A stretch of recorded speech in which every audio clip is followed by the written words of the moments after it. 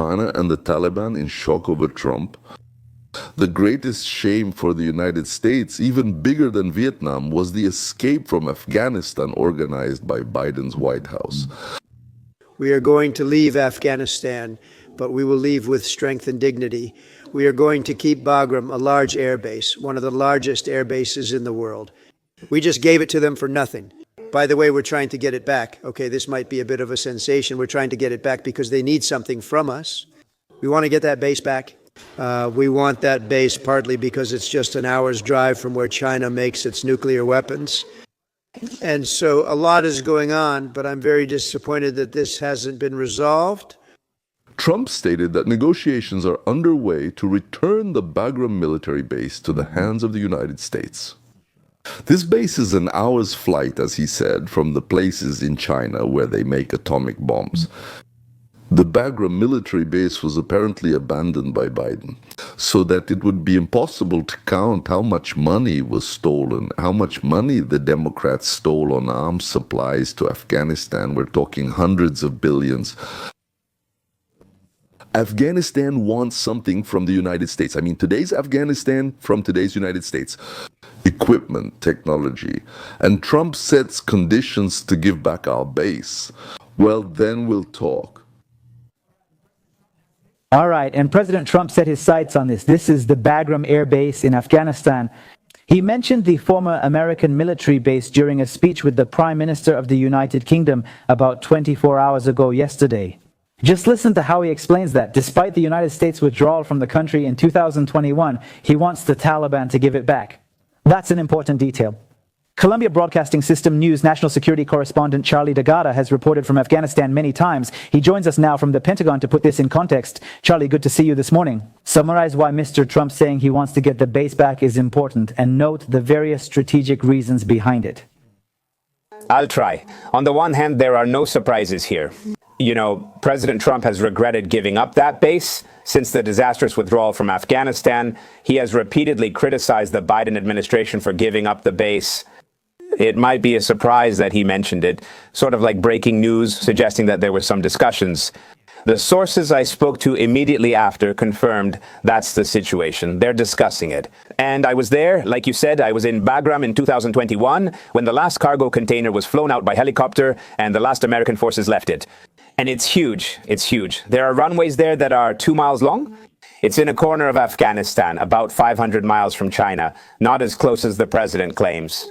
There are several tactical reasons to retake Bagram, but it took more than 900 of those huge C-17 cargo planes to get EIM out. They destroyed much of the rest. The rest was handed over to the Afghan army. And as we know, that also annoys the president.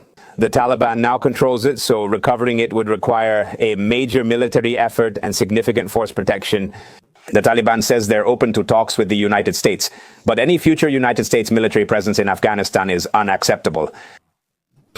It's a bit of a ridiculous comment, I think. Supposedly the Taliban says we're ready to give you the military base, but we won't let you bring in any troops.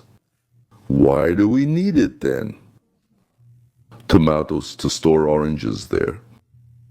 Why is Bagram important? Why does the United States want to get it back? Well, Bagram was our big base. It's not that far from, well, you know, it's really in the center, I should say, of Afghanistan. It's not that far from Kabul itself. The president said 20 miles, I believe. I'm not sure it's exactly 20, but it's close. And we were developing it. I mean, it was our main hub where we brought things.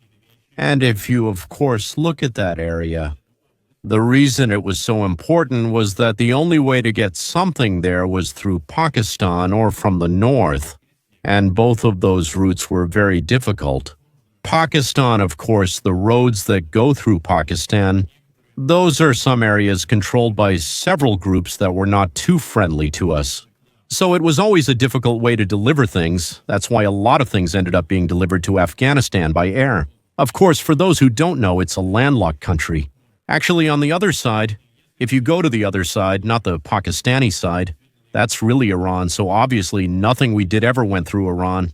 So for a number of necessary reasons, if I can put it that way, Bagram became the main center of all our activities. That's where everything was generally concentrated. And of course, President Trump was very critical of the fact that we left Bagram before we had fully withdrawn our forces from Afghanistan. And he called that the reason why everything didn't end as well as he believed it should have. Is it known what the Taliban were doing with Bagram at that time? Yes, they were using it. And more importantly, there are constant reports that the Chinese are flying back and forth and trying to set up operations there. So I think really, and this is what President Trump was referring to, it's the fact that China was so close that it was, not that far away. But, there are huge amounts of resources there that could be used. About $1 trillion worth of rare earth and other materials that could be mined in Afghanistan. And I think that, considering the economic opportunity, but also the chance to do something that would weaken, and it's possible that we've made some progress in our relations with Pakistan.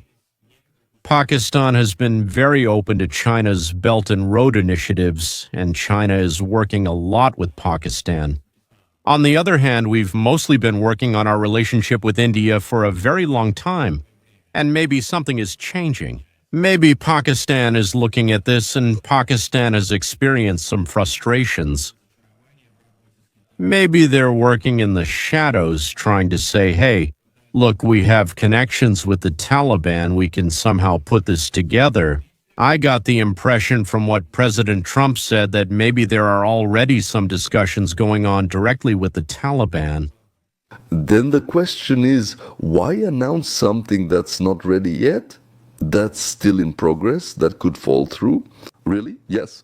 So there were some reasons why Trump wanted to tell someone, we're working with the Taliban, we're working with Afghanistan, we might return to the region. To whom? China, India, the Taliban, or someone else? Otherwise, why? Why, all of a sudden, on the last day in Britain at the final press conference, out of nowhere, would he suddenly mention a base, a return, the Taliban, and everything else? Why? Does the United States need to negotiate with the Taliban for this to happen? I see no other option. We must negotiate with the Taliban and the government. It may not be the government we want, but it's the one we have. They control Afghanistan and the Bagram Airbase. We're not operating in a country surrounded by hostile forces. That's not going to happen. You won't be flying back and forth to an airbase where all the governments are against you. So you'll have to come to some kind of agreement with them about what we're going to do. And I have to say this about the Taliban, it's difficult for them. I mean, let's put it this way, our relationship with the Taliban has never been good. Ideologically, they strongly oppose everything the United States represents, making it an ideological challenge for them to come to some kind of agreement with the United States that would allow us to operate there.